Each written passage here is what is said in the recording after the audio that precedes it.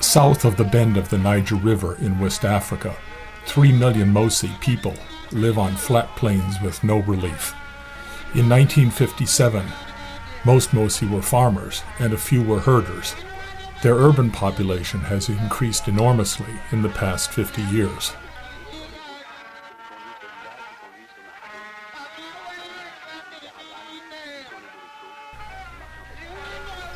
Oral history claims the Mossi kingdoms were founded in the 11th century, but it is much more likely that they were founded about 1490 by horsemen who invaded from the south. Since that period, no invaders, neither Muslim nor Fulani, have dared to invade the powerful Mossi states. The king of the Mossi is the Sun King, the Mogho Naba, who lives in his palace in Ouagadougou, which is now the capital of the country of Upper Volta. In 1957, the Emperor Sagha II died at 1 o'clock in the afternoon. He had been the emperor since 1942. No one has the right to say that the emperor is dead.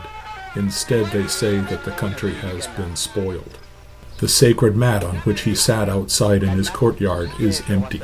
The emperor's throne, which was imported from Ghana, is empty. His bed on the roof of the palace is empty. The saddle for his warhorse is empty. The palace is empty. The courtyard of the pages is empty.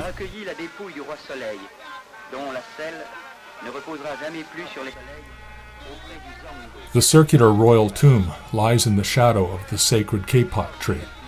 Beside the tomb is the round doorway that leads to the palace. The door is flanked by royal figures carved of wood. The funeral arrangements take place over 12 days. The king's physical remains must make a symbolic tour of all of Mossi country before he is buried. The king's palace has 2 doors. One faces east, the other west.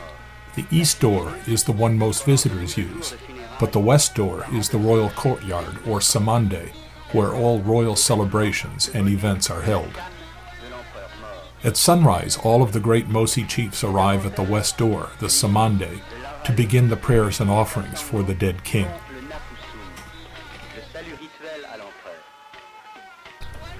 The drums begin to sound to announce the arrival of the oldest daughter of the king. She will represent the deceased king over the 12 days of the funeral. They all arrive at the west door of the Mogho Naba's palace.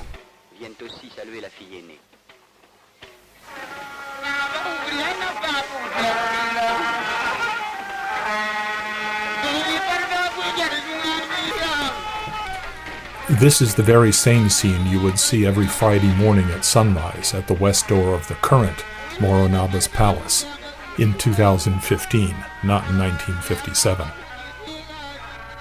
Every Friday morning, the Mogho Naba refuses to mount his horse to pursue his sister Pabre, who has fled north to Yatenga to join her lover, Naba Yadaga.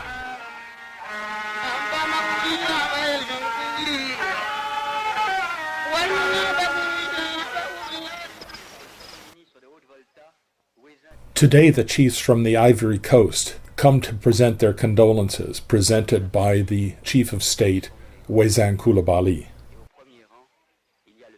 The male relatives are seated in the courtyard, and in the first row is the eldest son of the emperor, who may become his successor. The Weedy Naba opens the telegrams that have come from all over the world, and the group decides how to respond to these messages of condolence. Outside, in front of the west door of the palace, they have already started to make the sacrifices.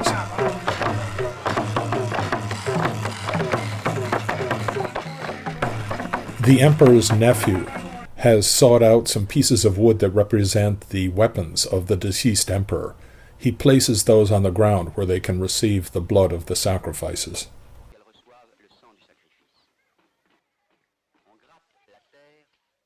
They scrape up the earth so that the dust can absorb the sacrificial blood. The Minister of Youth organizes the celebrations. The emperor's nephew carries a carved wooden rifle with the barrel downward to represent the power of the king. The sacrifices begin. The sacrificed chickens must land on their backs to symbolize the fact that the emperor's spirit has accepted the sacrifice. The sacrifices include sheep, rams, chickens, and bulls. People who haven't been able to bring an animal instead offer some money.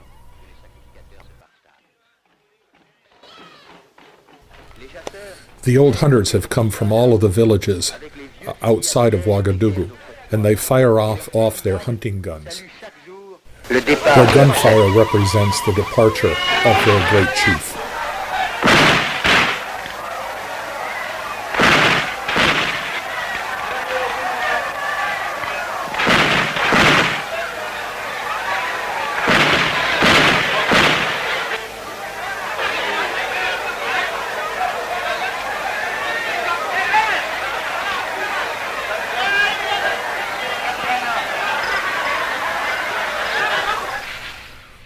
Over the 12 days, people arrive on bicycle or on foot from every village in Mossi country, bringing chickens or sheep or other sacrifices to offer in the memory of their emperor.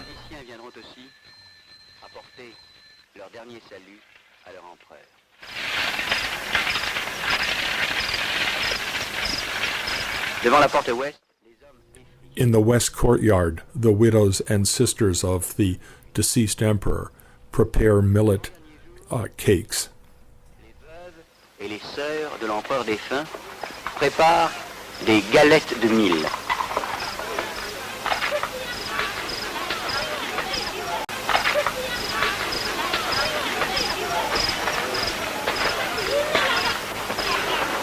Leur nom doit être symboliquement celui de l'âge même du Mogho Naba Sagha. The millet cakes are deposited on a mat. Les galettes sont déposées sur une natte à côté de l'estrade du soleil. C'est là que le 11e jour, le maître de la terre est aussi le maître The earth priest comes to sacrifice chickens. les coqs et les taureaux.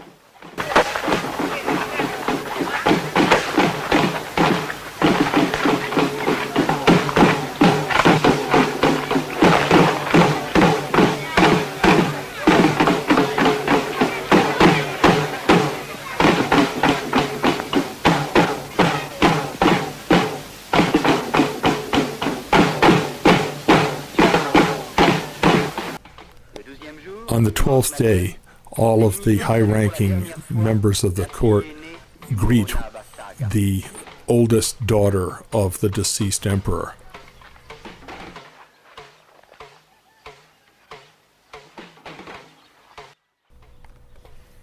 The hunters, the warriors, all of the cavalry salute the Mogho Naba. The Balam Naba drinks traditional millet beer.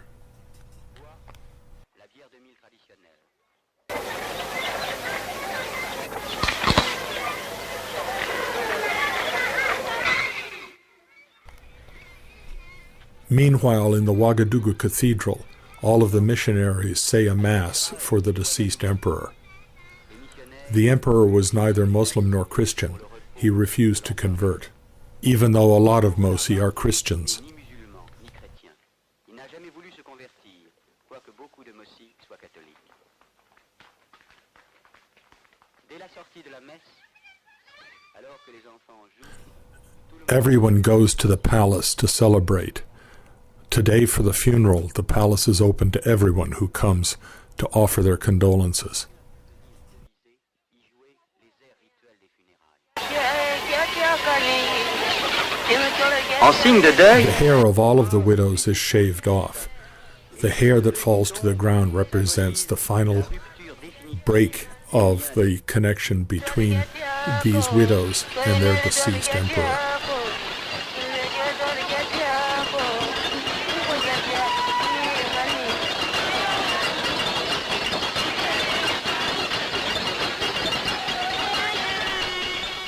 And through the entire day, regular drums and water drums and gongs made of iron celebrate this festival of the arrival of the new emperor. This is both a funeral and a celebration.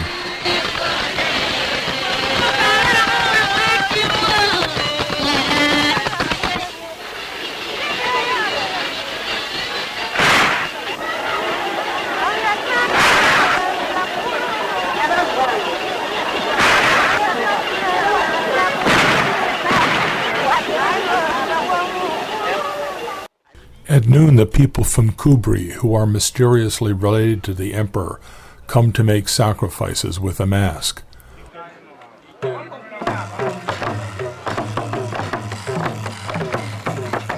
A rooster has been sacrificed.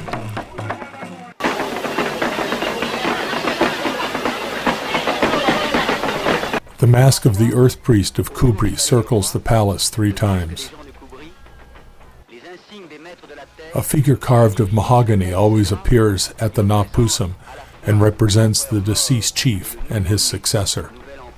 The march around the palace is in the direction opposite to the movement of the sun.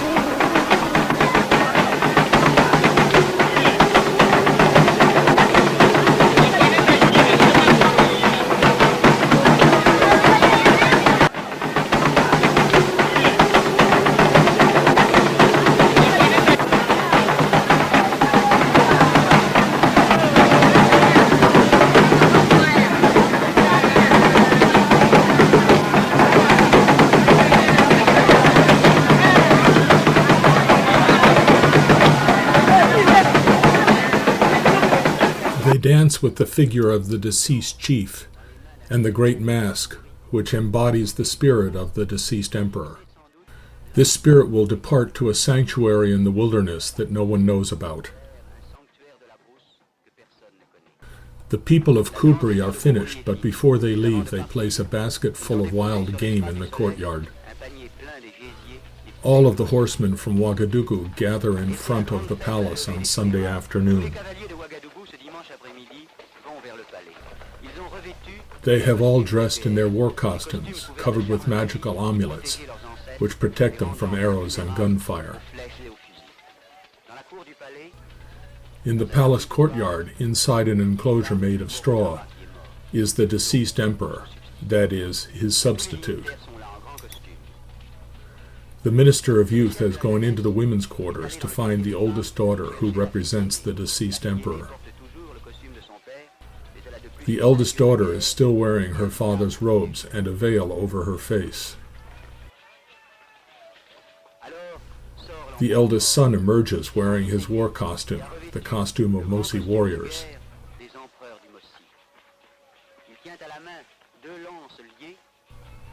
He is carrying 2 lances and mounts the war horse.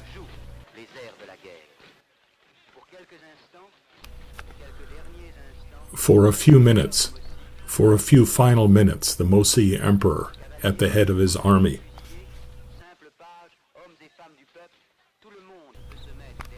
Archers, lancers, cavalrymen, everyone lines up behind the emperor and joins the army. The nephew holds the horse's bridle. The oldest son holds the horse's tail. In the distance are people from the kingdom of Yatenga. The kingdoms of Yatenga and Ouagadougou are rivals.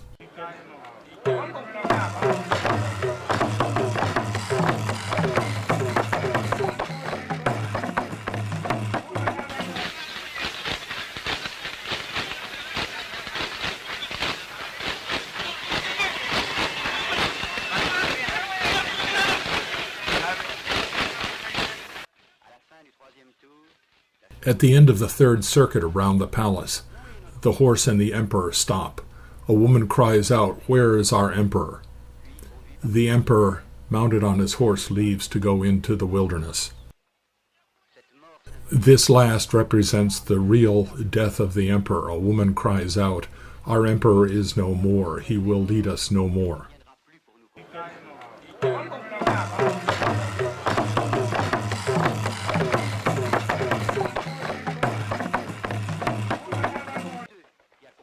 The best of the emperor's horsemen race around the palace 3 times.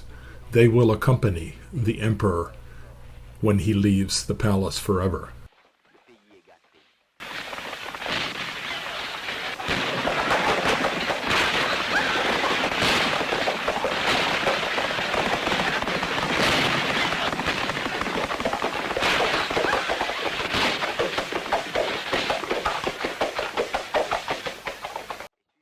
Finally, all over Mossi country, they can say the emperor is truly dead.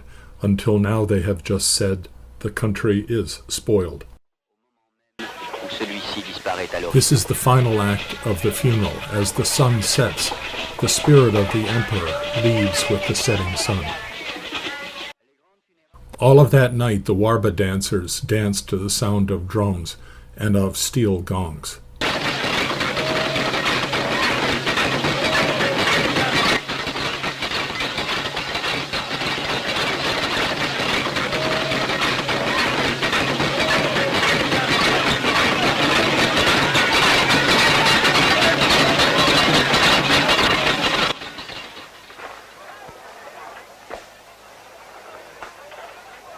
That evening, all of the dignitaries go out to the west side of the palace to a neighborhood where they elect the new Mogho Naba overnight.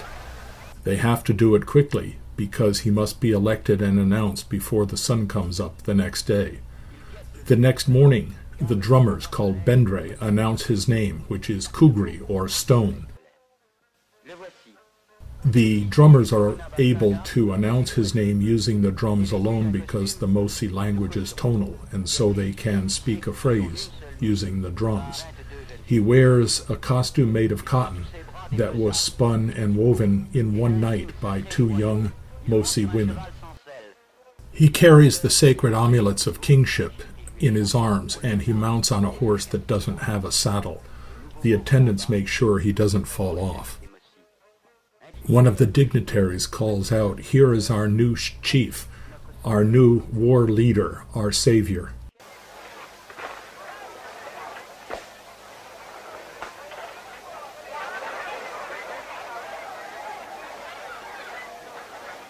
He finds a seat on the roots of the sacred tree and is accompanied by the Balom Naba, who is the chief of protocol. All of the other chiefs come to submit to him and to pay their allegiance to him. The first to come is the Weedy Naba, who is the chief in charge of the cavalry, and he says that all of the people of Ouagadougou are happy because they have a new chief.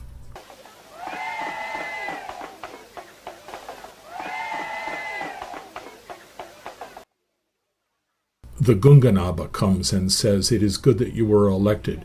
You will enjoy both good things and bad things."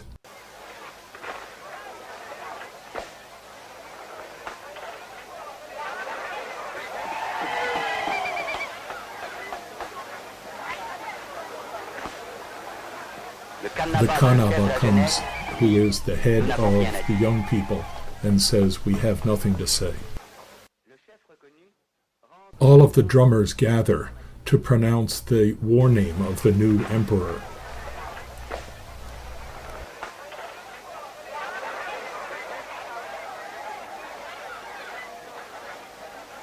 The chief of the drummers recites a phrase, and the first word is the word Kougri, or stone, and so the Mogho Naba takes the name Kougri.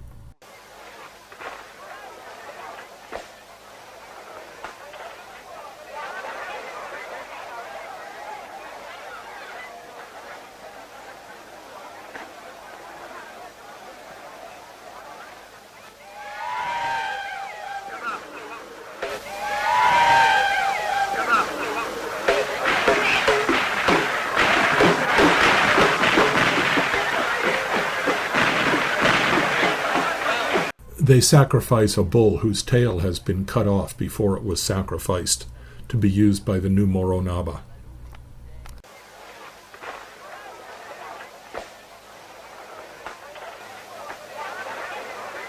There is even a jester for the court, who appears to remind the emperor that he is just another man.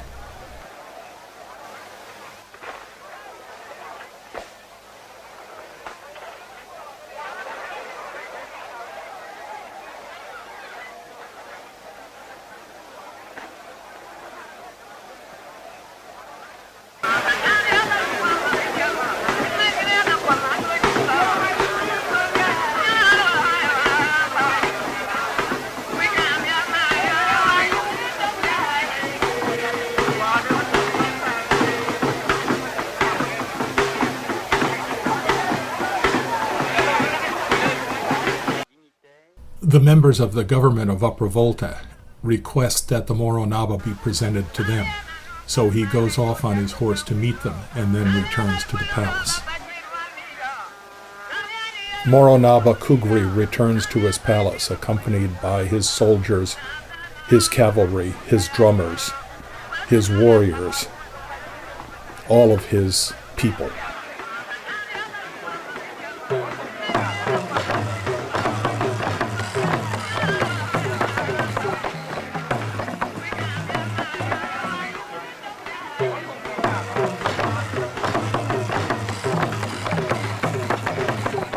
Here you can see the emperor traveling in a modern car with the French colonial governor.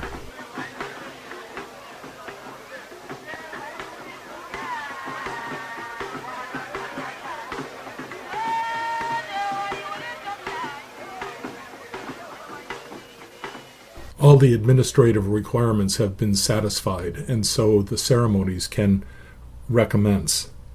A cavalryman has appeared announcing that the road back to Ouagadougou is free and safe.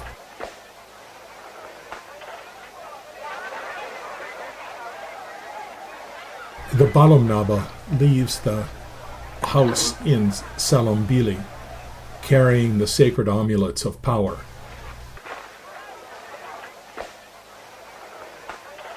He is supposed to walk all the way back to Ouagadougou, but instead he decides to rent a truck. So he and all of the equipment of the chief are loaded into the truck and driven back to Ouagadougou.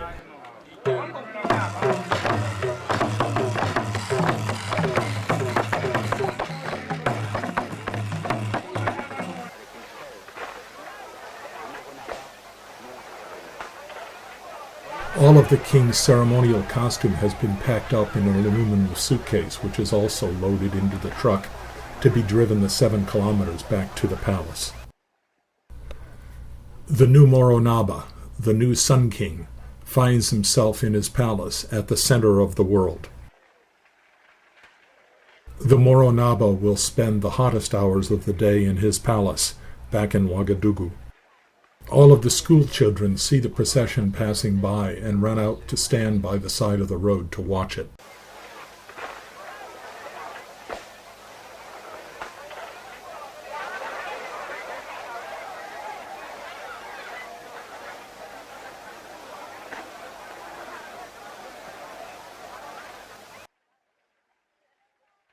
The Ouagadougou Naba, who is the real chief of the land, greets the emperor when he arrives. The Mogho Naba carrying the sacred amulets first enters, followed by the new Sun King.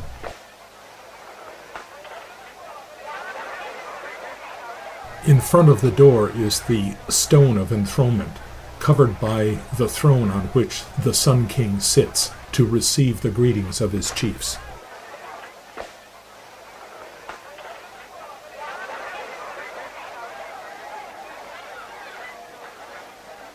He is also offered a bowl of zumkon, which is millet flour mixed with sugar and water, as well as a bowl of sagabo, which is the meal made of pounded and boiled millet.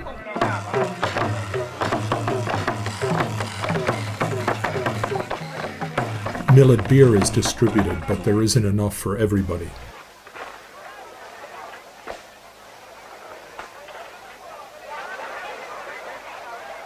The new Sun King has been initiated in the sacred enclosure and has been seated on the throne that covers the stone of enthronement. He has received the greetings of all of his chiefs. Mogho Naba Kougri is now truly the emperor of the Mossi people.